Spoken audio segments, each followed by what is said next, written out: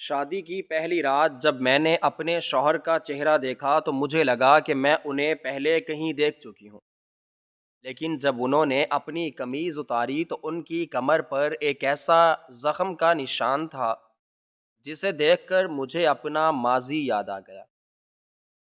یہ وہی آدمی تھا جس نے بچپن میں میرے باپ کو میری آنکھوں کے سامنے کمرے میں موت کا سا سناٹا چھایا ہوا تھا۔ دیواروں پر لگے ہوئے گلاب اور چنبیلی کے پھولوں کی مہک اس قدر تیز تھی کہ میرا دم گھٹتا ہوا مجھے محسوس ہو رہا تھا۔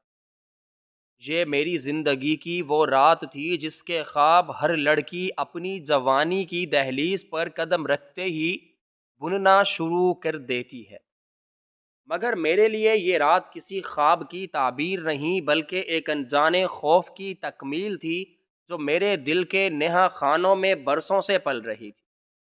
میں سجے سجائے بستر کے وسط میں سمٹی ہوئی بیٹھی تھی اور میرے جسم پر موجود سرخ و روسی جوڑا مجھے منو بھاری لگ رہا تھا۔ زیورات کا بوجھ میری گردن اور بازوؤں کو شل کر رہا تھا، مگر اس سے کہیں زیادہ بوجھ میرے دل پر تھا جو کسی انہونی کے ڈر سے سوکھے پتے کی طرح کانپ رہا تھا۔ گھڑی کی ٹک ٹک اس خاموشی میں ہتھوڑے کی مانند میرے دماغ پر برس رہی تھی اور ہر گزرتا لمحہ میرے اضطراب میں اضافہ کر رہا تھا۔ میری شادی شعیب سے ہوئی تھی جو ایک بہت ہی سلجھے ہوئے اور باوقار خاندان کے چشم و چراغ تھے، اور میرے تایا جان نے میرا رشتہ ان کے ساتھ طے کیا تھا، کیونکہ میرے والدین کے انتقال کے بعد تایا جان نے ہی میری پرورش کی تھی اور مجھے پالا پوسا تھا۔ میں نے شعیب کو شادی سے پہلے کبھی نہیں دیکھا تھا، سوائے ایک دھندلی سی تصویر کے جو مجھے منگنی کے وقت دکھائی گئی تھی، جس میں وہ بہت سنجیدہ اور بردبار لگ رہے تھے، مگر تصویریں انسان کی اصل شخصیت کی عکاس نہیں ہوتیں اور نہ ہی وہ انسان کے ماضی کا حال بتاتی ہیں۔ مجھے مردوں سے خوف آتا تھا، اور یہ خوف بیجا نہیں تھا بلکہ اس کی جڑیں میرے ماضی کی اس بھیانک رات میں پیوست تھیں جب میں نے اپنی آنکھوں کے سامنے اپنے ہنستے مسکراتے گھر کو اجڑتے ہوئے دیکھا تھا۔ آج بھی جب میں آنکھیں بند کرتی ہوں تو مجھے وہ چیخیں سنائی دیتی ہیں اور وہ خون کا منظر دکھائی دیتا ہے جس نے میری معصومیت کو نگل لیا تھا۔ خیر، میں نے اپنے خیالات کو جھٹکا اور خود کو حال میں واپس لانے کی کوشش کی، کیونکہ اب میں ایک نئی زندگی کا آغاز کرنے جا رہی تھی اور مجھے اپنے ماضی کے سایوں سے پیچھا چھڑانا تھا۔ دروازے کی آہٹ ہوئی اور میرے دل کی دھڑکنیں بے ترتیب ہو گئیں۔ شعیب کمرے میں داخل ہوئے، ان کے قدموں کی چاپ بہت مدھم اور باوقار تھی۔ انہوں نے دروازہ آہستہ سے بند کیا اور میری جانب بڑھے۔ مجھے اپنے دل کے ڈوبنے کا احساس ہوا۔ میں نے گھبراہٹ میں اپنی نظریں جھکا لیں اور اپنے ہاتھوں کی مہندی کو گھورنے لگی جس کا رنگ بہت گہرا تھا۔ شعیب میرے قریب آ کر بیٹھ گئے۔ بستر کے گدے میں ہلکی سی جنبش ہوئی اور ان کی موجودگی کا احساس مجھے مزید خوفزدہ کر گیا۔ انہوں نے بہت نرم اور شائستہ لہجے میں سلام کیا، جس کا جواب میں نے بامشکل اپنے ہونٹوں میں دبے ہوئے لفظوں سے دیا۔ ان کی آواز میں ایک عجیب سی اپنائیت اور ٹھہراؤ تھا جو میرے بے چین دل کو کچھ لمحوں کے لیے سکون بخش گیا۔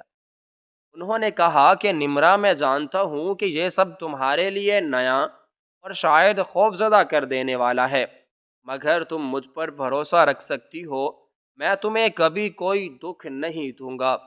ان کی باتوں میں سچائی تھی، مگر نہ جانے کیوں جب میں نے پہلی بار گھونگھٹ کے نیچے سے نظریں اٹھا کر ان کا چہرہ دیکھا تو مجھے ایک عجیب سا جھٹکا لگا۔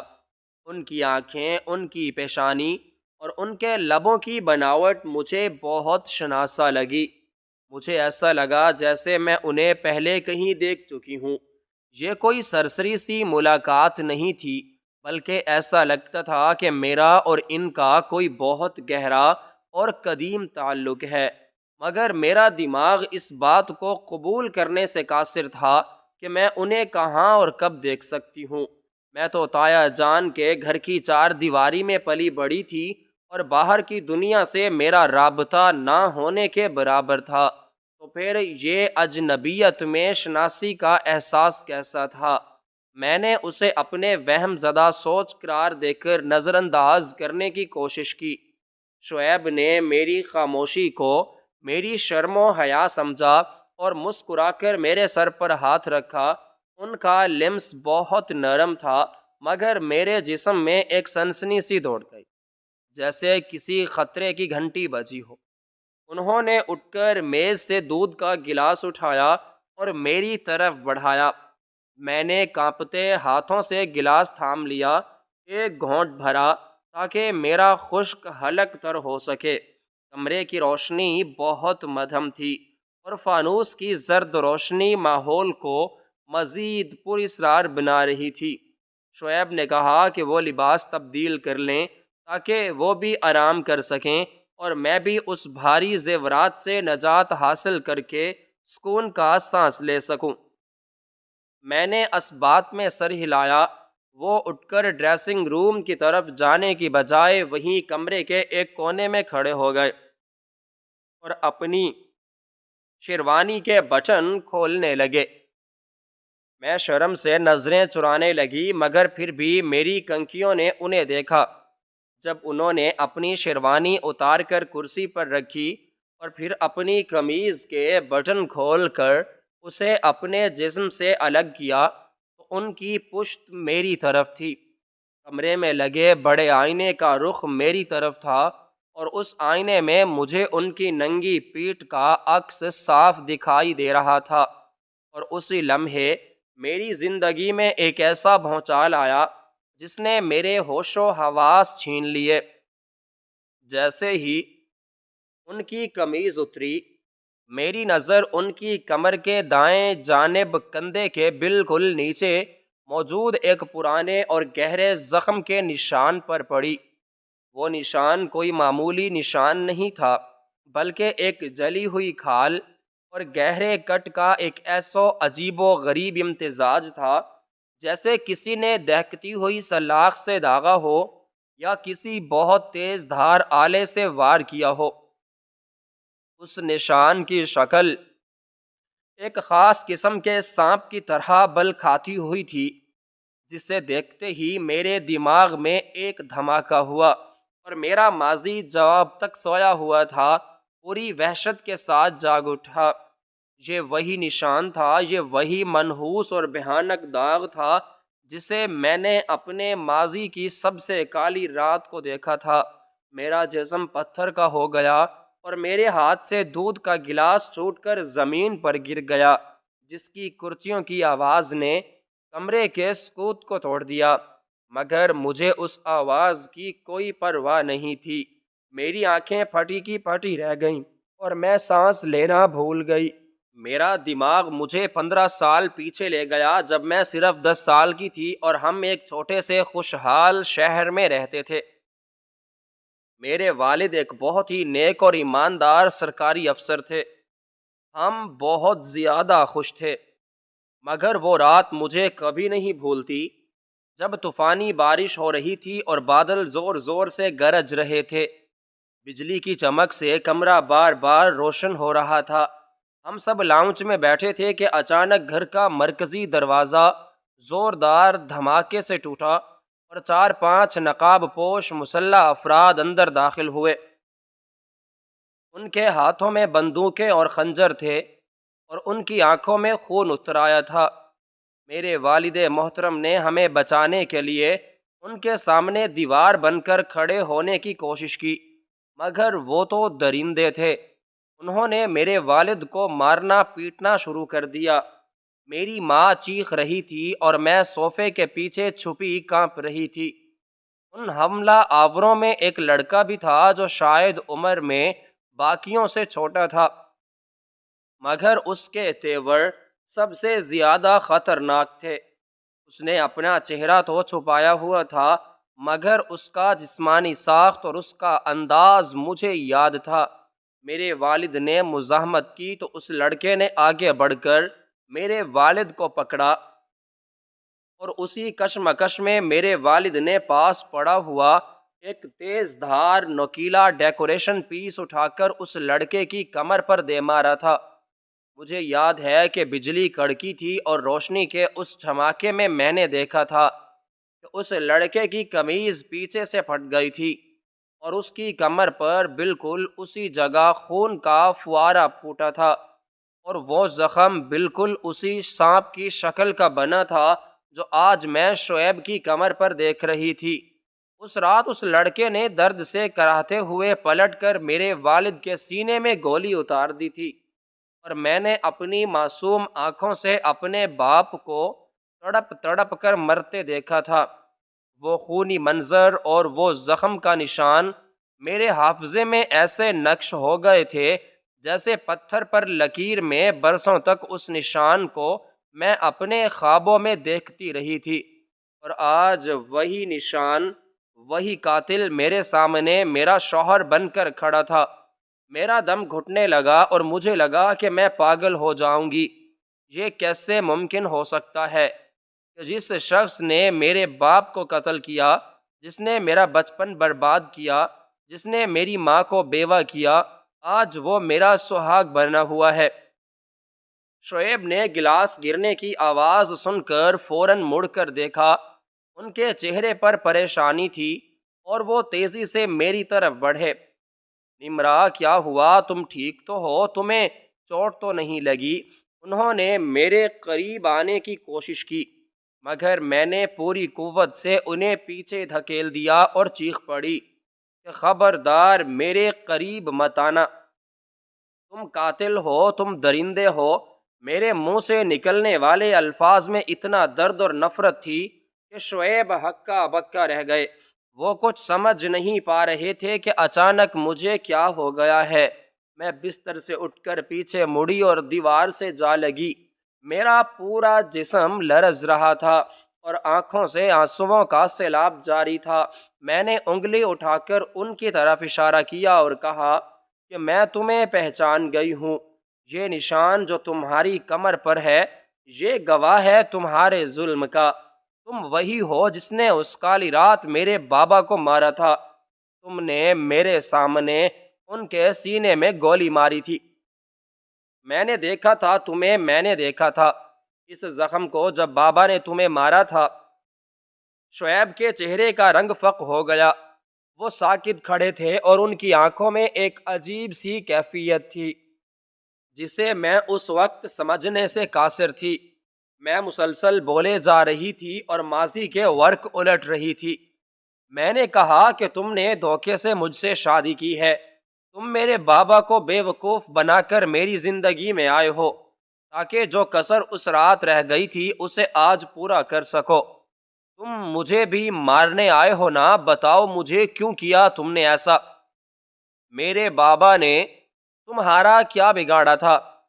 تم نے میرا ہنستا بستا گھر اجاڑ دیا اور اب تم میری عزت کے محافظ بن کر آئے ہو۔ میں تھوکتی ہوں تمہارے اس روپ پر، میں نفرت کرتی ہوں تم سے۔ میری آواز چیخوں میں بدل گئی تھی اور مجھے اپنی سانسیں اکھڑتی ہوئی محسوس ہو رہی تھیں۔ شعیب نے ہاتھ اٹھا کر مجھے خاموش کرانے کی کوشش کی اور کہا کہ نمرا، میری بات سنو، خدا کے لیے پرسکون ہو جاؤ، تم غلط سمجھ رہی ہو۔ مگر میں سننے کے لیے تیار نہیں تھی۔ میرا غصہ اور نفرت اس قدر شدید تھی کہ مجھے ان کے چہرے کی معصومیت بھی اب مکاری لگ رہی تھی۔ مجھے ان کی آنکھوں میں وہی درندگی نظر آ رہی تھی جو 15 سال پہلے اس نقاب پوش کی آنکھوں میں تھی۔ میں نے ادھر ادھر دیکھا تاکہ کوئی چیز اٹھا کر اپنی حفاظت کر سکوں۔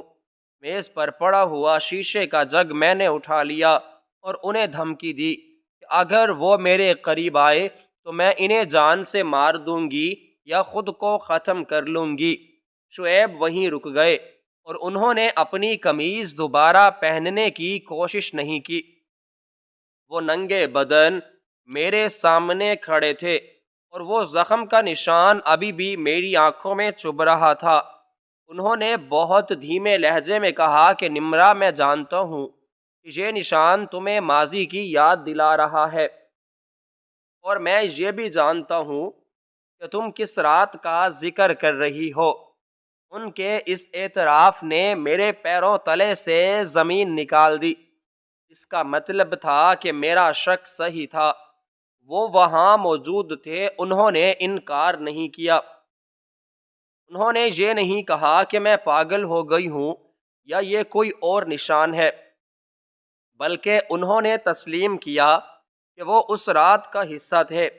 میرے دل میں جو ہلکی سی امید تھی کہ شاید یہ میرا وہم ہو، وہ بھی دم توڑ گئی۔ میں گھٹنوں کے بل زمین پر گر گئی اور زور زور سے رونے لگی۔ ہائے میری قسمت کہ میں کس کے پلے بن گئی، اپنے باپ کے قاتل کی دلہن بن گئی۔ اس سے بڑی بدقسمتی اور کیا ہو سکتی تھی؟ میں نے روتے ہوئے کہا کہ تم نے اقرار کر لیا کہ تم وہاں تھے، تو پھر تم نے مجھے اسی وقت کیوں نہیں مار دیا تھا؟ اب کیوں آئے ہو میری زندگی برباد کرنے؟ شعیب نے ایک گہرا سانس لیا اور ان کی آنکھوں میں نمی تیرنے لگی۔ انہوں نے کہا کہ ہاں نمرا، میں وہاں تھا، میں اس رات تمہارے گھر میں موجود تھا، اور یہ زخم مجھے تمہارے والد نے ہی دیا تھا۔ میں اسے کبھی نہیں بھولا اور نہ ہی اس درد کو بھولا ہوں جو اس رات تم نے سہا تھا، لیکن جو تم سمجھ رہی ہو حقیقت وہ نہیں ہے۔ تم صرف آدھا سچ جانتی ہو، اور آدھا جھوٹ سے زیادہ خطرناک ہوتا ہے۔ مگر میں ان کی فلسفیانہ باتوں میں آنے والی نہیں تھی۔ میرے لیے حقیقت صرف وہ تھی جو میں نے اپنی آنکھوں سے دیکھی تھی، اور وہ یہ تھی کہ یہ شخص اس گروہ کا حصہ تھا جو میرے گھر میں ڈکیتی اور قتل کی نیت سے آیا تھا۔ میں نے کانوں پر ہاتھ رکھ لیے اور چیخ کر کہا کہ مجھے کوئی کہانی نہیں سننی، تم جھوٹے ہو، مکار ہو، مجھے ابھی اسی وقت طلاق چاہیے، میں تمہارے ساتھ ایک لمحہ بھی نہیں رہ سکتی، مجھے اپنے گھر جانا ہے۔ شعیب نے آگے بڑھ کر مجھے سنبھالنے کی کوشش کی، کیونکہ میری حالت غیر ہو رہی تھی اور مجھے غشی کے دورے پڑ رہے تھے، مگر میں نے انہیں خود کو چھونے نہیں دیا۔ میں نے کہا کہ تمہارے ہاتھ خون سے رنگے ہیں، تم ناپاک ہو، دور رہو مجھ سے۔ کمرے کا ماحول انتہائی کشادہ ہو چکا تھا، باہر شاید سب سو رہے تھے، ورنہ میری چیخیں سن کر کوئی نہ کوئی ضرور آ جاتا۔ شعیب نے دیکھا کہ میں کسی بھی بات کو سننے یا سمجھنے کی حالت میں نہیں ہوں، وہ پیچھے ہٹ کر دروازے کے پاس کھڑے ہو گئے اور کہا کہ ٹھیک ہے، میں تمہارے قریب نہیں آؤں گا، لیکن تمہیں میری بات پوری سننی ہوگی، چاہے تم یقین کرو یا نہ کرو، یہ میرا حق ہے کہ میں اپنی صفائی پیش کروں، اور یہ تمہارا حق ہے کہ تم جانو کہ اس رات اصل میں کیا ہوا۔ میں نے نفرت سے منہ پھیرا اور کہا کہ میں قاتلوں کی صفائی نہیں سنتی، عدالیں سنتی ہوں گی، مگر میں وہ بیٹی ہوں جس نے اپنے باپ کا خون بہتے دیکھا ہے، اور وہ خون تمہاری گردن پر ہے۔ تم نے مجھے دھوکہ دیا ہے، میرے تایا جان سے جھوٹ بولا ہے کہ تم شریف آدمی ہو، تم تو مجرم ہو۔ شعیب کی آنکھوں میں ایک عجب سا قرب تھا، جیسے وہ کسی بہت بڑے بوجھ تلے دبے ہوئے ہوں۔ انہوں نے کہا کہ میں نے شادی اس لیے نہیں کی کہ میں تمہیں مزید دکھ دوں، بلکہ میں تو اس لیے آیا ہوں کہ شاید میں تمہارے زخموں پر مرہم رکھ سکوں، شاید میں اس گناہ کا کفارہ ادا کر سکوں جو میرے خاندان کے ہاتھوں ہوا ہے۔ ان کے منہ سے خاندان کا لفظ سن کر میں چونکی۔ اس کا مطلب تھا کہ وہ اکیلے نہیں تھے، بلکہ ان کا پورا خاندان ہی جرائم پیشہ تھا۔ میرا خوف مزید بڑھ گیا کہ میں کن لوگوں کے درمیان پھنس گئی ہوں۔ کیا تایا جان نے تحقیق نہیں کی، یا یہ لوگ اتنے شاطر ہیں کہ انہوں نے سب کو بے وقوف بنا دیا؟ میں نے سوچا کہ مجھے یہاں سے بھاگنا ہوگا، ورنہ یہ لوگ مجھے بھی مار دیں گے۔ میں نے نظریں اٹھا کر دروازے کی طرف دیکھا جہاں شعیب کھڑے تھے۔ راستہ بند تھا اور کھڑکی دوسری منزل پر تھی جہاں سے کودنا ممکن نہیں تھا۔ میں بری طرح پھنس چکی تھی۔ شعیب نے میری بے بسی کو محسوس کر لیا اور کہا کہ نمرا، تمہیں مجھ سے ڈرنے کی ضرورت نہیں ہے۔ میں قسم کھاتا ہوں کہ میں اپنی جان دے دوں گا مگر تمہیں آنچ نہیں آنے دوں گا۔ اگر تم چاہتی ہو تو میں ابھی اس کمرے سے باہر چلا جاتا ہوں تاکہ تمہیں یقین ہو جائے کہ میں تمہیں کوئی نقصان نہیں پہنچانا چاہتا۔ یہ کہہ کر انہوں نے اپنی قمیض اٹھائی اور اسے پہنے بغیر ہی کاندھے پر ڈال لیا۔ ان کا وہ زخم دوبارہ میری نظروں کے سامنے آیا اور مجھے پھر سے متلی ہونے لگی۔ انہوں نے دروازہ کھولا اور پلٹ کر مجھے دیکھا۔ ان کی نظروں میں التجا تھی کہ میں ایک بار ان کی بات سن لوں، مگر میں پتھر بنی بیٹھی رہی۔ وہ کمرے سے باہر نکل گئے اور دروازہ بند کر دیا۔ ان کے جاتے ہی میں نے دوڑ کر دروازے کو اندر سے کنڈی لگا دی اور وہیں دروازے کے ساتھ لگ کر پھوٹ پھوٹ کر رونے لگی۔ مجھے سمجھ نہیں آ رہا تھا کہ میں کیا کروں، کس کو بلاؤں، تایا جان کو فون کروں یا پولیس کو بلاؤں، مگر میرے پاس فون نہیں تھا۔ وہ شاید شعیب کے پاس یا کہیں اور رہ گیا تھا۔ میں اس کمرے میں قید ہو کر رہ گئی تھی۔ ساری رات میں نے جاگ کر گزاری۔ ہر آہٹ پر میرا دل اچل کر حلق میں آ جاتا۔ مجھے لگ رہا تھا کہ وہ ابھی دروازہ توڑ کر اندر آئیں گے اور مجھے ختم کر دیں گے۔ صبح کی روشنی پھیلنے تک میں نیم پاگل ہو چکی تھی۔ میری آنکھیں سوجی ہوئی تھیں اور میرا جسم تھکن سے چور تھا، مگر دماغ مسلسل اسی ایک نقطے پر اٹکا ہوا تھا کہ میرا شوہر میرا مجرم ہے اور مجھے اس سے انتقام لینا ہے یا اپنی جان بچانی ہے۔ یہ رات میری زندگی کی سب سے طویل اور اذیت ناک رات تھی، جس نے میرے حال اور مستقبل کو تاریک کر دیا تھا اور مجھے ایک ایسے دوراہے پر لا کھڑا کیا تھا جہاں ایک طرف تباہی تھی اور دوسری طرف ایک ایسا راز تھا جس کی گہرائی کا مجھے ابھی اندازہ نہیں تھا۔ رات کی سیاہی آہستہ آہستہ دم توڑ رہی تھی اور صبح کاذب کی دھندلی روشنی روشن دانوں کے راستے کمرے میں جھانکنے کی کوشش کر رہی تھی، مگر میرے دل کے نہا خانوں میں جو اندھیرا چھایا ہوا تھا وہ کسی بھی سورج کی کرن سے ختم ہونے والا نہیں تھا۔ میں ساری رات دروازے کی لکڑی کے ساتھ اپنی کمر چکائے فرش پر بیٹھی رہی تھی اور میری سرخی اور سوجی ہوئی آنکھیں دروازے کی اس لوہے کی کنڈی پر جمی ہوئی تھیں جو اس وقت میرے اور میری موت کے درمیان واحد رکاوٹ تھی۔ میرے جسم کا جوڑ جوڑ دکھ رہا تھا اور سردی کی شدت سے میرے دانت بج رہے تھے، مگر مجھے نہ تو سردی کا احساس تھا نہ ہی جسمانی تکلیف کا، کیونکہ میرے دماغ میں جو طوفان برپا تھا اس نے میرے باقی تمام حواس کو مفلوج کر کے رکھ دیا تھا۔ یہ میری زندگی کی وہ صبح تھی جس کا انتظار میں نے کبھی نہیں کیا تھا۔ یہ وہ صبح تھی جو امید کی کرن کی بجائے مایوسی اور دہشت کا پیغام لے کر آئی تھی۔ میں نے اپنے ہی گھر میں اور اپنے ہی کمرے میں خود کو ایک مجرم کی طرح قیدی بنا لیا تھا اور باہر میرا شوہر، یا اگر میں سچ کہوں تو میرے باپ کا قاتل آزاد گھوم رہا تھا۔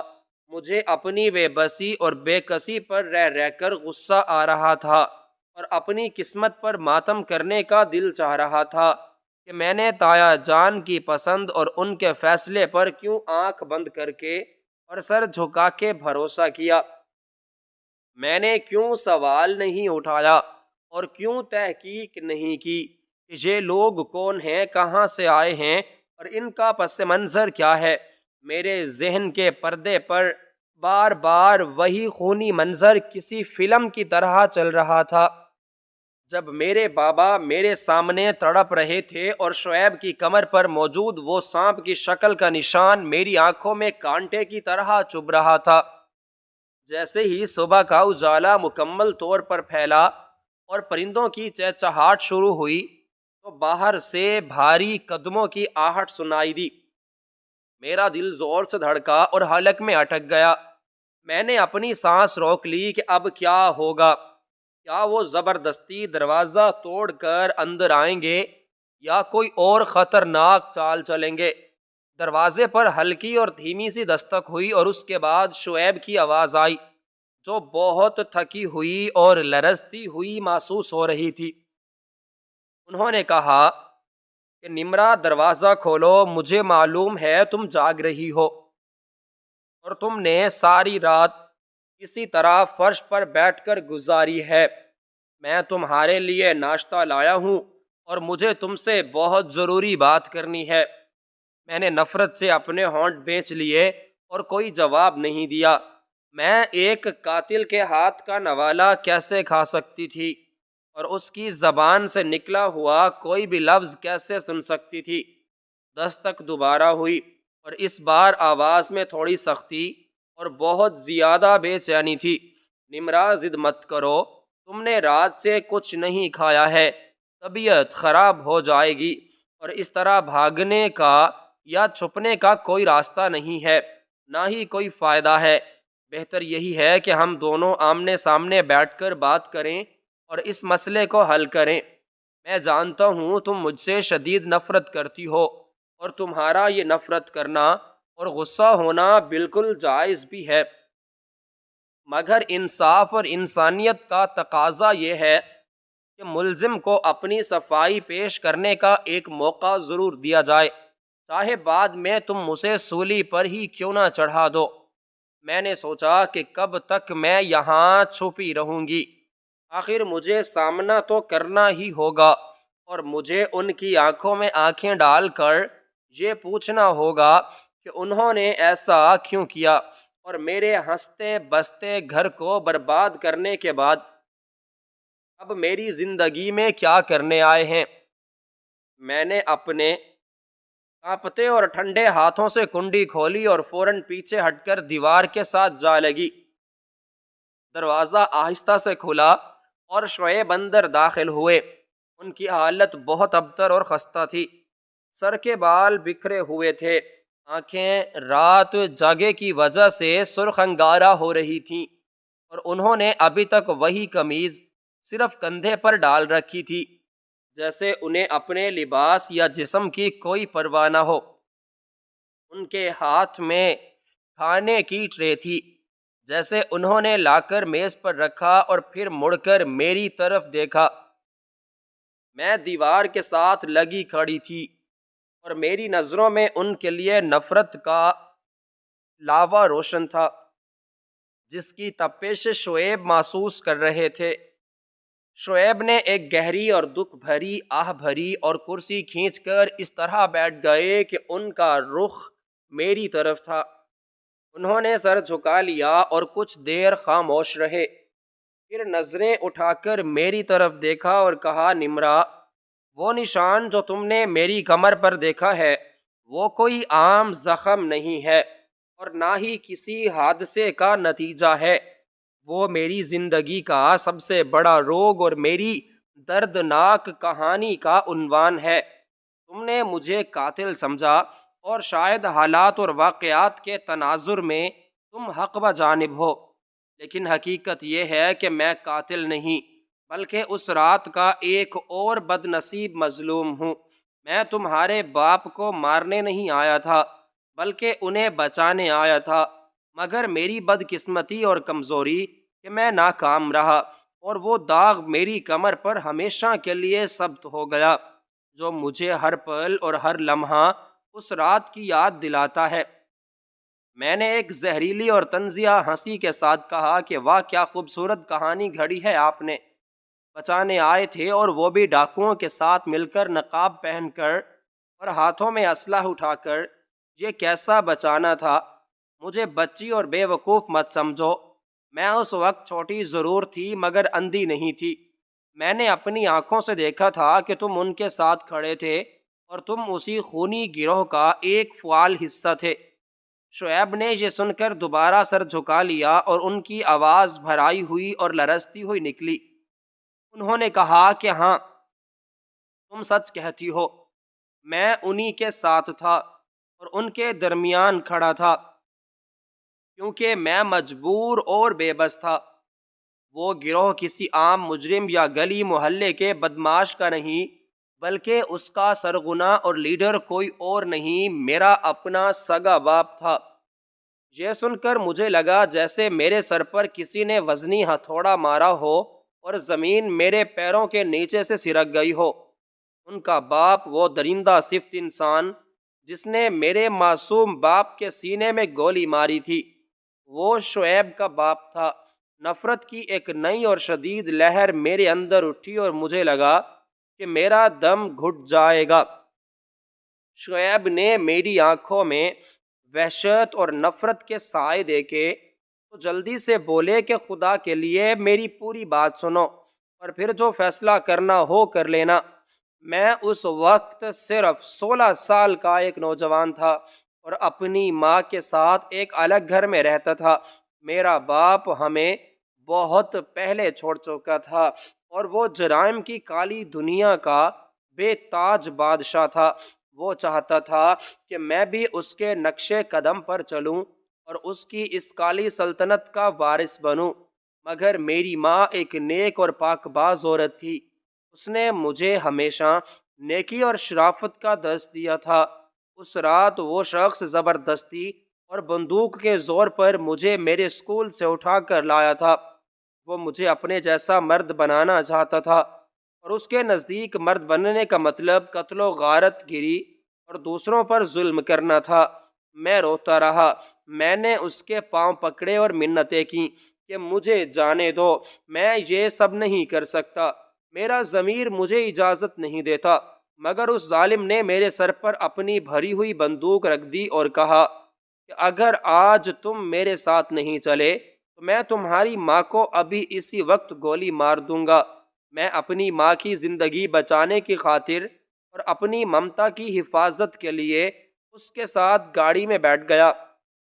میرا پورا جسم خوف سے کانپ رہا تھا اور دل ہی دل میں اپنے رب سے دعا کر رہا تھا کہ کوئی معجزہ ہو جائے اور میں اس دلدل سے نکل جاؤں۔ ہم تیز بارش اور طوفان میں سفر کرتے ہوئے تمہارے گھر کے باہر رکے۔ بارش زور و شور سے ہو رہی تھی۔ میرے باپ نے مجھے زبردستی ایک کالا نقاب پہنایا اور میرے کانپتے ہوئے ہاتھ میں ایک خالی پستول تھما دیا جس میں ایک بھی گولی نہیں تھی۔ یہ بات صرف میں جانتا تھا اور وہ نہیں جانتا تھا کہ میں جانتا ہوں۔ وہ مجھے صرف آزمانا چاہتا تھا کہ میں کتنا حوصلہ رکھتا ہوں اور کیا میں کسی پر گولی چلا سکتا ہوں یا نہیں۔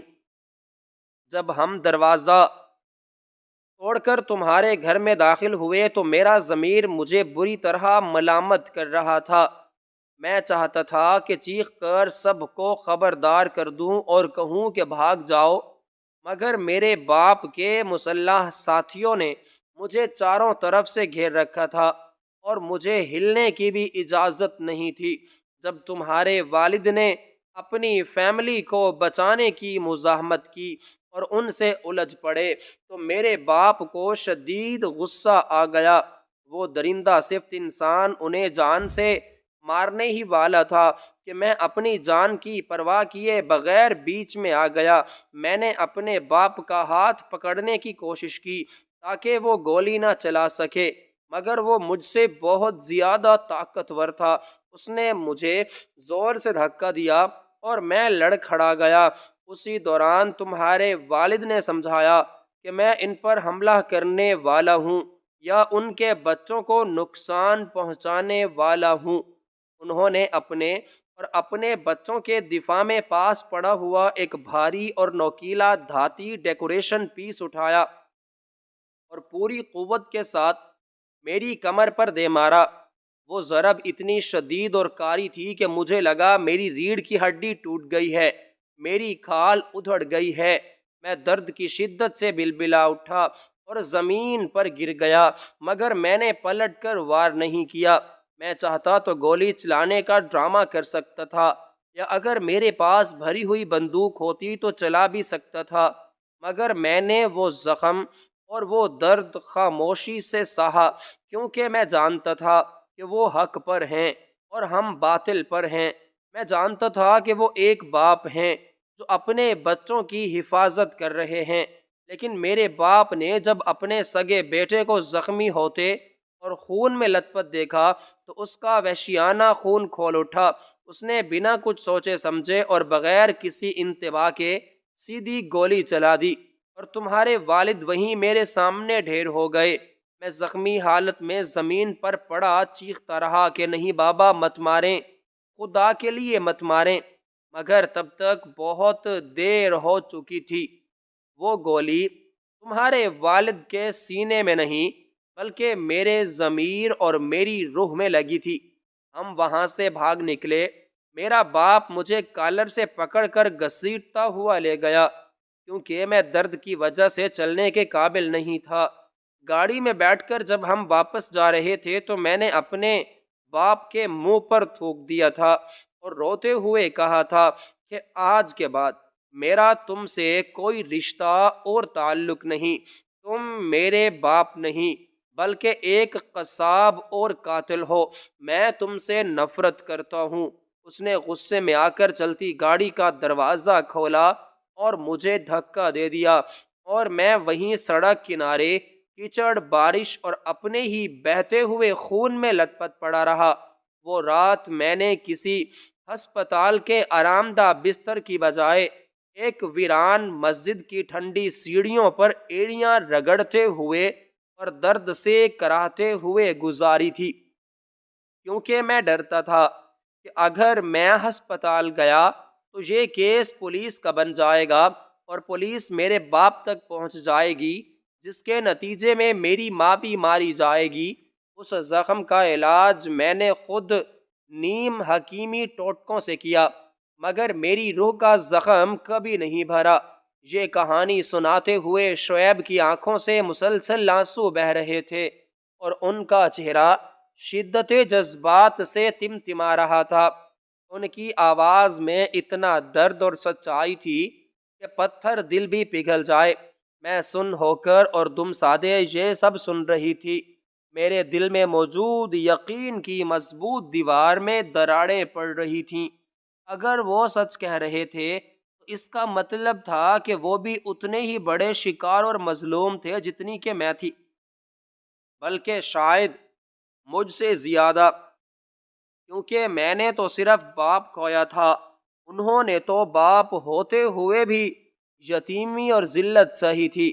مگر میرا دماغ اب بھی بری طرح ماننے کو تیار نہیں تھا، کیونکہ شک انسان کی فطرت میں شامل ہوتا ہے۔ میں نے اپنے لہجے کو سخت رکھتے ہوئے پوچھا کہ اگر تم اتنے ہی نیک پاک باز اور معصوم تھے تو پھر 15 سال کہاں رہے اور اب اچانک میری زندگی میں کیوں آئے؟ کیا یہ بھی تمہارے باپ کا کوئی نیا منصوبہ ہے یا تم میری جائیداد پر قبضہ کرنا چاہتے ہو؟ شعیب نے نفی میں سر ہلایا اور ایک تلخ مسکراہٹ کے ساتھ کہا کہ اس منحوس رات کے بعد میں نے اپنے باپ کا گھر اور وہ شہر ہمیشہ کے لیے چھوڑ دیا۔ میں راتوں رات اپنی ماں کو لے کر دوسرے شہر چلا گیا اور ہم نے وہاں گمناہی اور غربت کی زندگی اختیار کی۔ میں نے سخت محنت مزدوری کی، پتھر توڑے، بوجھ اٹھایا اور ساتھ ساتھ اپنی تعلیم بھی جاری رکھی۔ میں نے خود کو اس قابل بنایا کہ میں حلال کی کمائی کھا سکوں اور اپنے باپ کی حرام دولت کا ایک پیسہ بھی مجھ پر یا میری ماں پر خرچ نہ ہو۔ میرا باپ چند سال بعد پولیس کے ساتھ ایک مقابلے میں عبرت ناک موت مارا گیا اور اس کی ساری کالی کمائی حکومت نے ضبط کر لی، لیکن ایک بوجھ میرے دل پر ہمیشہ پہاڑ کی طرح رہا، اور وہ تمہارے یتیم ہونے اور تمہاری ماں کے بیوہ ہونے کا بوجھ تھا۔ میں نے اس رات مسجد کی سیڑھیوں پر اللہ سے قسم کھائی تھی کہ جس گھر کو میرے باپ نے اجاڑا ہے میں اسے دوبارہ بساؤں گا اور اس خاندان کی خدمت کروں گا۔ میں دور سے اور چھپ کر تمہارے حالات پر نظر رکھتا تھا۔ مجھے معلوم تھا کہ تمہارے تایا جان تمہاری کفالت کر رہے ہیں، مگر مالی طور پر وہ کمزور تھے اور تمہاری ضروریات پوری کرنا ان کے لیے مشکل تھا۔ میں نے کئی بار خفیہ طور پر ان کی مدد کی، کبھی کسی فلاحی ادارے کے نام پر بچوں کی فیس بھجوائی، کبھی کسی انجان ہمدرد کے روپ میں راشن اور پیسے بھجوائے۔ جب تم شادی کی عمر کو پہنچے تو مجھے ڈر تھا کہ کہیں تم کسی ایسے شخص کے پلے نہ پڑ جاؤ جو تمہاری قدر نہ کرے یا تمہیں وہ سکھ اور خوشیاں نہ دے سکے جس کی تم حقدار ہو۔ میں جانتا تھا کہ میں ایک مجرم کا بیٹا ہوں اور شاید تمہارے جوتی کے برابر بھی نہیں ہوں، مگر میری نیت صاف اور ارادے نیک تھے۔ میں چاہتا تھا کہ اپنی پوری زندگی تمہاری خدمت اور اطاعت کرنے میں گزار دوں اور تمہارے دکھوں کا مداوع کر سکوں۔ اس لیے میں نے ایک واسطے سے تمہارے تایا جان کو رشتے کا پیغام بھیجا۔ میں نے انہیں اپنی حقیقت نہیں بتائی کیونکہ میں جانتا تھا کہ اگر انہیں پتہ چل گیا کہ میں کس کا بیٹا ہوں تو وہ کبھی نہیں مانیں گے اور مجھے دھکے دے کر نکال دیں گے۔ میں نے صرف انہیں اپنی موجودہ حیثیت، میرا کاروبار اور اپنی شرافت دکھائی اور انہوں نے ہر طرح سے تحقیق کرنے کے بعد ہاں کر دی۔ میں نے تم سے شادی تمہارے باپ کی دولت یا کسی لالچ میں نہیں کی، اور نہ ہی مجھے تمہاری خوبصورتی کا کوئی لالچ تھا، بلکہ میں نے صرف اور صرف اس لیے شادی کی ہے کہ میں اس گناہ کا کفارہ ادا کر سکوں جو میرے باپ نے کیا اور جس کا خاموش اور مجبور تماشائی میں بنا رہا۔ یہ زخم جو تم میری کمر پر دیکھ رہی ہو، یہ میرے مجرم ہونے کا ثبوت نہیں ہے نمرا، بلکہ یہ میری بے گناہی اور میری سزا کی سند ہے جو میں پچھلے 15 سالوں سے اپنے جسم اور روح پر بھگت رہا ہوں۔ میں ہر روز آئینے میں اس زخم کو دیکھتا ہوں اور خود سے عہد کرتا ہوں کہ میں تمہیں اتنی خوشیاں اور اتنا پیار دوں گا کہ تم اس کالی رات کی تلخی اور درد کو بھول جاؤ گے۔ یہ کہتے ہوئے شعیب اپنی کرسی سے اٹھ کھڑے ہوئے اور دھیرے دھیرے میری طرف بڑھے۔ میں اب پیچھے نہیں ہٹی کیونکہ ان کی آنکھوں میں جو سچائی، درد اور پچھتاوا تھا اسے جھٹلانا اب میرے بس میں نہیں تھا۔ میرا دل گواہی دے رہا تھا کہ یہ شخص جھوٹ نہیں بول سکتا۔ وہ میرے بالکل قریب آئے اور گھٹنوں کے بل میرے پیروں میں بیٹھ گئے۔ ایک ایسا شخص جو شہر کا مانا ہوا تاجر تھا، جو وقار اور دولت کا مالک تھا، وہ اس وقت میرے سامنے ایک مجرم کی طرح سر جھکائے اور ہاتھ جوڑے بیٹھا تھا۔ انہوں نے لرزتی ہوئی آواز میں کہا کہ نمرا، اب فیصلہ تمہارے ہاتھ میں ہے۔ تم چاہو تو مجھے ابھی پولیس کے حوالے کر دو، میں اپنے جرم کا اقرار کر لوں گا اور جیل جانے کے لیے تیار رہو۔ تم چاہو تو مجھ سے طلاق لے لو، میں تمہیں ایک لمحے میں آزاد کر دوں گا، تمہاری زندگی سے ہمیشہ کے لیے چلا جاؤں گا، اور اگر تم چاہو تو میری جان لے لو، میں اف تک نہیں کروں گا۔ بس خدا کے واسطے مجھے ایک بار معاف کر دینا کہ میں اس رات تمہارے باپ کو بچا نہیں سکا۔ شعیب کا سر میرے گھٹنوں پر تھا اور ان کے گرم آنسو میرے پیروں کو بھگو رہے تھے۔ میرے اندر کا غصہ، نفرت اور بدگمانی برف کی طرح پگھل رہی تھی۔ مجھے احساس ہوا کہ یہ شخص تو خود ایک زندہ لاش ہے جسے اپنے باپ کے گناہوں نے مار رکھا ہے، اور یہ پچھلے 15 سالوں سے جس عذاب سے گزر رہا ہے وہ میری تکلیف سے کہیں زیادہ ہے۔ یہ قاتل نہیں بلکہ میرا محافظ ہے جس نے گولی کھانے کی بجائے میرے باپ کے ہاتھ سے زخم کھانا قبول کیا تاکہ انہیں بچا سکے۔ مجھے یاد آیا کہ اس رات واقعی اس لڑکے نے چوٹ کھانے کے بعد پلٹ کر وار نہیں کیا تھا، ورنہ جس کے ہاتھ میں پستول ہو وہ ایک ڈیکوریشن پیس کے بدلے جان لے لیتا ہے، مگر اس نے ایسا نہیں کیا۔ اس نے درد سہا اور خاموش رہا۔ یہ اس کی شرافت اور اعلیٰ ظرفی کی سب سے بڑی دلیل تھی۔ میرا دل جذبات سے بھر آیا اور بے اختیار میرا ہاتھ اٹھ کر ان کے سر پر چلا گیا۔ میں نے ان کے بالوں میں انگلیاں پھیلیں تو وہ چونک گئے اور سر اٹھا کر بھیگی آنکھوں سے مجھے دیکھا۔ ان کی آنکھوں میں بے یقینی اور سوال تھا۔ میں نے روتے ہوئے اور ہچکیاں لیتے ہوئے کہا کہ شعیب اٹھیں، خدا کے لیے اٹھ جائیں، آپ مجرم نہیں ہیں، آپ تو خود زخم خوردہ اور مظلوم ہیں۔ میں نے آپ کو غلط سمجھا، آپ پر الزامات لگائے، مجھے معاف کر دیں، میں نہیں جانتی تھی کہ اس نشان کے پیچھے اتنی دردناک اور دل سوز داستان چھپی ہے۔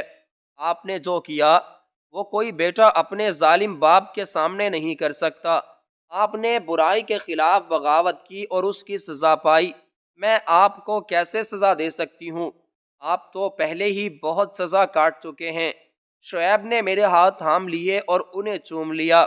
ان کے چہرے پر ایک ایسا اطمینان، سکون آ گیا جیسے صدیوں کے بھٹکے ہوئے پیاسے مسافر کو صحرا میں ٹھنڈا پانی اور منزل مل گئی ہو۔ انہوں نے کہا کہ نمرا، تمہاری معافی میرے لیے دنیا کی سب سے بڑی دولت اور بادشاہت ہے۔ آج میرا یہ زخم پھول بن گیا ہے۔ آج مجھے لگا ہے کہ میرا کفارہ قبول ہو گیا ہے اور اللہ نے میری توبہ سن لی ہے۔ انہوں نے اٹھ کر مجھے گلے لگا لیا اور ہم دونوں دیر تک روتے رہے۔ یہ آنسو دکھ کے نہیں بلکہ ان کہے درد کے تھے جو آج بہہ گئے تھے، اور اس بوجھ کے اترنے کے تھے جو ہم دونوں نے برسوں اٹھایا تھا۔ کمرے کا ماحول اب یکسر بدل چکا تھا۔ وہ خوفناک اور جان لیوا سناٹا ختم ہو گیا تھا اور اس کی جگہ ایک پرسکون تفہیم اور محبت نے لے لی تھی۔ شعیب نے مجھے بتایا کہ وہ کس طرح میری یاد میں تڑپتے رہے اور کس طرح انہوں نے اپنی زندگی کو تنکا تنکا جوڑ کر سنوارا تاکہ وہ میرے سامنے سرخ رو ہو سکیں۔ مجھے ان کی عظمت اور قربانی کا احساس ہوا کہ انہوں نے ایک اجنبی لڑکی کی خاطر اپنی پوری زندگی اور جوانی وقف کر دی۔ انہوں نے مجھ سے وعدہ کیا کہ وہ مجھے کبھی اس رات کی منحوس پر چھائے نہیں پڑنے دیں گے، اور میں نے ان کی ننگی پیٹھ پر موجود اس زخم پر اپنا ہاتھ رکھ کر دل کی گہرائیوں سے قسم کھائی کہ میں اس زخم کو کبھی دکھنے نہیں دوں گی، بلکہ اپنی محبت اور خدمت سے اس کا مرہم بنوں گی۔ وہ نشان جو کچھ دیر پہلے تک مجھے ایک ناسور اور دشمن کا وار لگ رہا تھا، اب مجھے ایک تمغہ شجاعت محسوس ہو رہا تھا جو میرے شوہر کی بہادری اور قربانی کی عظیم نشانی تھا۔ مجھے احساس ہوا کہ بعض اوقات جو چیز ہمیں سب سے زیادہ خوفزدہ کرتی ہے اور جس سے ہم بھاگتے ہیں، وہی ہماری حفاظت کا ذریعہ ہوتی ہے۔ میرے باپ نے انجانے میں اور غلط فہمی میں جسے زخم دیا تھا، اللہ نے اسی زخم کھانے والے کو میرا محافظ اور شریک حیات بنا دیا تھا۔ یہ قدرت کا عجیب اور حکمت سے بھرا کھیل تھا کہ قاتل کا بیٹا مسیحا بن کر آیا تھا۔ ہم نے مل کر ناشتہ کیا تو چائے ٹھنڈی ہو چکی تھی، مگر اس میں محبت اور خلوص کی ایسی مٹھاس شامل تھی جو دنیا کے کسی مشروب میں نہیں ہو سکتی۔ زندگی کے سفر کا یہ آغاز اگرچہ بہت ہی ہولناک، ڈرامائی اور تکلیف دہ تھا، مگر اس کا انجام ایک بہت ہی مضبوط، اٹوٹ اور خوبصورت بندھن پر ہوا تھا۔ مجھے یقین تھا کہ شعیب جیسا ہمدرد، مخلص اور اثار کرنے والا ساتھی مجھے دنیا میں کہیں اور نہیں مل سکتا تھا۔ جنہوں نے صرف محبت کا زبانی دعویٰ نہیں کیا بلکہ اسے اپنی زندگی اور عمل سے نبھا کر دکھایا، اور اپنے باپ کے کیے ہوئے گناہ کا کفارہ اپنی وفا اور محبت سے ادا کر کے میری دنیا کو جنت بنا دیا۔